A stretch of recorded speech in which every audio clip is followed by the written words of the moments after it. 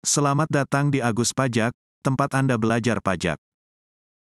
Pada video ke-67 tentang Undang-Undang Pajak Penghasilan, kita bahas pajak penghasilan pasal 22. Pasal 22 Undang-Undang Pajak Penghasilan merupakan sistem pemungutan pajak penghasilan. Kenapa disebut pemungutan? Apa bedanya dengan pemotongan? Pemotongan pajak penghasilan terjadi saat pemberian penghasilan. Pemberi penghasilan memotong pajak penghasilan dari penerima penghasilan. Pihak yang dipotong sudah mendapatkan penghasilan. Sedangkan pemungutan penghasilan dipotong saat terjadi pembelian. Pihak yang dipungut masih dalam tahap pembelian. Walaupun ada juga pihak yang dipungut pihak penjual. Menurut pasal 22, Undang-Undang Pajak Penghasilan, ada 3 pihak pemungut pajak penghasilan, yaitu: pertama, bendahara pemerintah. Bendahara pemerintah memungut pajak sehubungan dengan pembelian barang oleh bendahara. Kedua, badan tertentu. Badan-badan tertentu memungut pajak penghasilan pada saat melakukan kegiatan di bidang impor, atau kegiatan usaha di bidang lain, seperti bidang semen, kertas, otomotif, industri, dan ekspor tertentu. Ketiga, wajib pajak badan tertentu yang memungut pajak penghasilan dari pembeli atas penjualan barang yang sangat mewah. Yang ketiga ini fungsinya mirip cukai, yaitu membatasi konsumsi barang mewah. Bisa juga pembagian PPh pasal 22 seperti ini, yaitu: PPh pasal 22 impor yang terutang jika kita melakukan impor barang. PPh pasal 22 bendahara yang terutang jika bendahara melakukan pembelian barang. PPh pasal 22 ekspor yang terutang saat kita melakukan ekspor barang tertentu. Sekarang kita rincin tarif pasal 22 pada saat impor. Kita posisikan sedang melakukan impor barang dari luar negeri. Saat barang sudah di pelabuhan Indonesia, barang ditahan oleh pihak bea cukai, dan tidak akan keluar dari pelabuhan sampai pajak-pajak dalam rangka impor dibayar. Salah satu pajak dalam rangka impor disebut PPh impor. Ini adalah tarif PPh impor, yaitu: tarif 10% untuk impor barang yang disebutkan di lampiran 1 PMK 34. Tarif 7,5% untuk impor barang yang disebutkan di lampiran 2 PMK 34. Tarif 0,5% untuk impor kedelai, gandum, dan tepung jika importir punya angka pengenal impor. Tarif 2,5% untuk impor barang lain selain yang disebutkan di lampiran 1, 2, dan 3 PMK 34 jika importir punya angka pengenal impor. Tarif 7,5% untuk impor barang lain selain yang disebutkan di lampiran 1, 2, dan 3 PMK 34 jika importir tidak memiliki angka pengenal impor. Tarif 7,5% untuk lelang oleh bea cukai karena importir tidak mengambil barang sampai dengan jangka waktu tertentu. Dasar pengenaan impor adalah nilai impor, yaitu nilai yang sama DPP PPN. Nilai impor adalah nilai berupa uang, yang menjadi dasar penghitungan bea masuk, yaitu cost insurance and freight, ditambah dengan bea masuk, dan pungutan lainnya, yang dikenakan berdasarkan ketentuan peraturan perundang-undangan di bidang kepabeanan.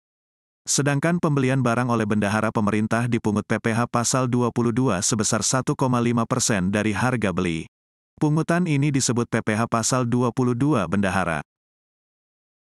Tarif PPh pasal 22 selanjutnya yaitu: PPh pasal 22 atas ekspor komoditi tambang batubara, mineral logam, dan mineral bukan logam. Besarnya 1,5% dari nilai ekspor. Pungutan PPh ini disebut PPh pasal 22 ekspor. Selain itu, ada pungutan PPh pasal 22 yang dilakukan oleh industri barang tertentu yaitu: penjualan semen oleh industri semen sebesar 0,25%. Penjualan farmasi oleh industri farmasi sebesar 0,3%.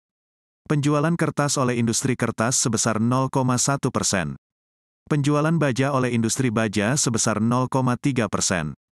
Penjualan otomotif oleh industri otomotif sebesar 0,45%.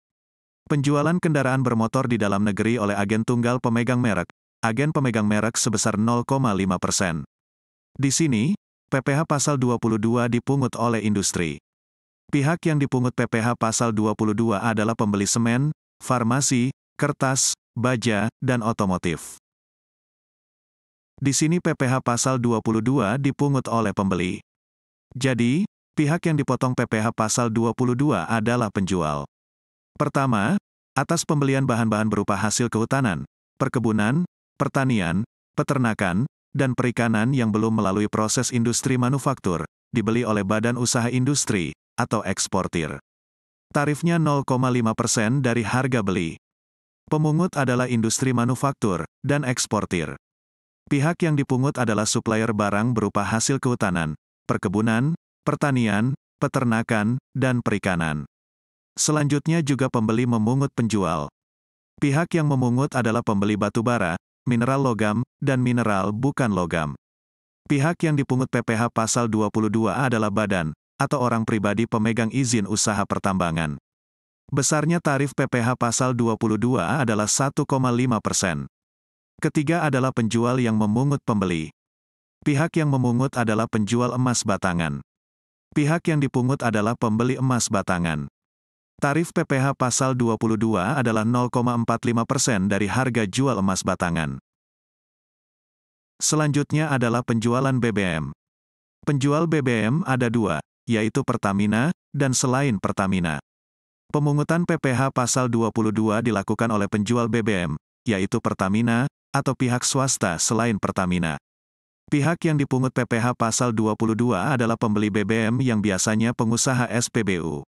Atas penjualan premium, solar, Pertamax, Pertamax Turbo oleh Pertamina dipungut PPh pasal 22 sebesar 0,25%.